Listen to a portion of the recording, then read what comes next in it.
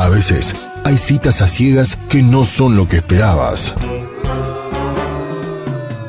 Pero con las letras no podés equivocarte. Ahora, Cita de Letras. Encontrate con las palabras justas. En Citas de Radio. Bueno, ya estamos en nuestra cita de letras de la semana con el señor Ignacio Irulegui. ¿Cómo estás, Ignacio? ¿Cómo te va? Buenas tardes, ¿cómo va? ¿Todo bien? Bueno, contanos de quién ¿a quién nos traes hoy a esta cita de letras? Hoy, para la columna, vamos a hablar de Juan Filioi, que es un escritor argentino, cordobés, nacido en Córdoba, que también residió durante toda su vida en Córdoba, y que realmente es muy poco conocido dentro de la literatura argentina, aunque ha recibido muchos premios y también se lo ha editado. No ha tenido, digamos, una recepción muy mayoritaria, por así decir. Bueno, dijimos que nació en Córdoba en 1894 y murió en el año 2000. Vivió unos cuantos años, 106 años. Impresionante. Sí, murió 105 años en realidad. Murió en julio del 2000 y él había nacido en agosto, así que unas semanas antes justo de cumplir los 106 años. ¡Qué bárbaro! Con lo cual... Testigo de todo un siglo. Testigo de todo un siglo. Sí, exactamente. Y de hecho, él tenía el sueño, digamos, o quería ser un hombre de 3 siglos, decía, ¿no? Porque nació en el 19, vivió durante todo el siglo XX y bueno, y vivió una partecita pequeña, pero partecita al fin de lo que es el siglo XXI. Así claro. Que se cumplió esa expectativa que él mismo decía que deseaba ser un hombre de 3 siglos. Y lo logró. Filioi se graduó en Derecho, ¿sí? Y se desempeñó como juez durante muchos años en Córdoba.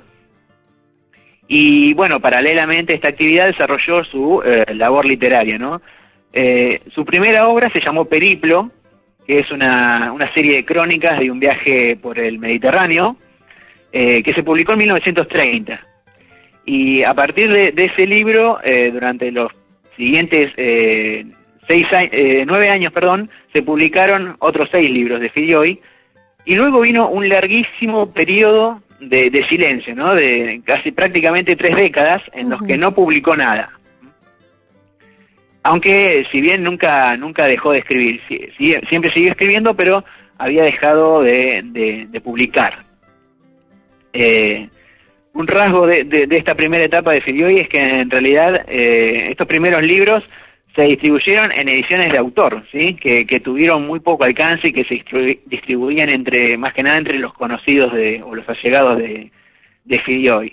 Ignacio, cuando decís ediciones de autor, ¿te referís a ediciones que el propio autor realiza? Claro. Claro, exactamente, sí, ediciones que realiza el propio autor en editoriales pequeñas o independientes, digamos, y que no llegan, digamos, a tener una difusión muy grande, ¿cierto? Que en realidad Filioi mantuvo esa conducta no solo en sus primeras obras, sino a lo largo de toda su producción literaria, ¿sí? Aunque después algunas editoriales grandes, como Paidós, por ejemplo, en los 70, reeditó sus 4 primeras novelas y eso le dio un poco más de difusión a sus textos. Pero lo que vamos a decir es que nunca, el mismo Filioi nunca se preocupó demasiado por promocionar su obra, ¿no? O por difundirla, decirlo, tuvo como resultado que haya sido y siga siendo incluso hasta hoy en día, porque sus libros son medio complicados de conseguir, que haya sido desconocida para el gran público, ¿sí? ¿Y qué tipo de novelas escribía? Así, ¿cómo? ¿Qué tipo de novelas escribía? Bueno, Filioi se enraiza dentro de lo que es el realismo, pero es un realismo bastante particular, donde explora cierta condición misma del realismo hasta llevarlo a un poco a sus límites, ¿no? Buscando lo inaudito, por así decir. Y vamos a decir que fue elogiado pese a que fue poco leído, fue elogiado por importantes escritores como Alfonso Reyes o David Viñas, y autores como, por ejemplo, Julio Cortázar y Leopoldo Marechal registran cierta influencia de Filioi. Cortázar, incluso en un capítulo de Rayuela, menciona el nombre de Juan Filioi. Ah, mirá vos. Sí, y su obra, bueno, transitó prácticamente todos los géneros, ¿no? La novela, el cuento, la poesía, el ensayo, la crónica, el artículo. Es un escritor muy, muy completo y muy prolífico además, ¿sí?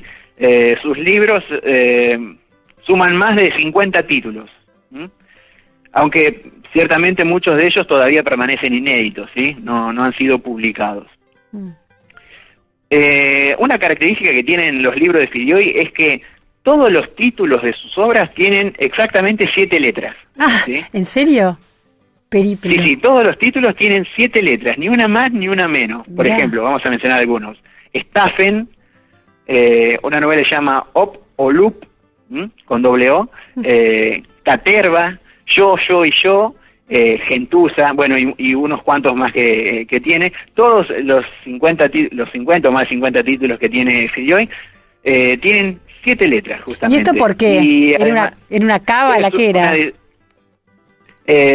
Una decisión personal, digamos, responde también un poco a una estética del lenguaje, de la palabra que Filioi también expresa en sus obras, ¿cierto?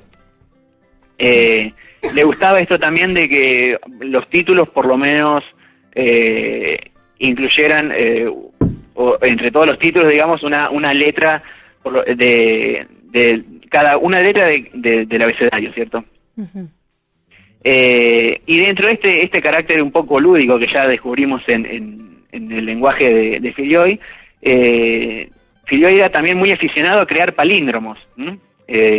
Estas frases que se leen igual en un sentido que en otro, ¿no? De izquierda a derecha o de derecha a izquierda, y se estima que llegó a producir alrededor de 8.000 palíndromos, ¿sí? ¡Qué bárbaro! Sí, una barbaridad, lo que lo convierte de hecho en el mayor realizador de palíndromos que tenemos en la lengua castellana. ¿Tenés uno a mano ahí para leer? No tengo ningún ejemplo, estaría bueno conseguir alguno de los palíndromos de Filioi.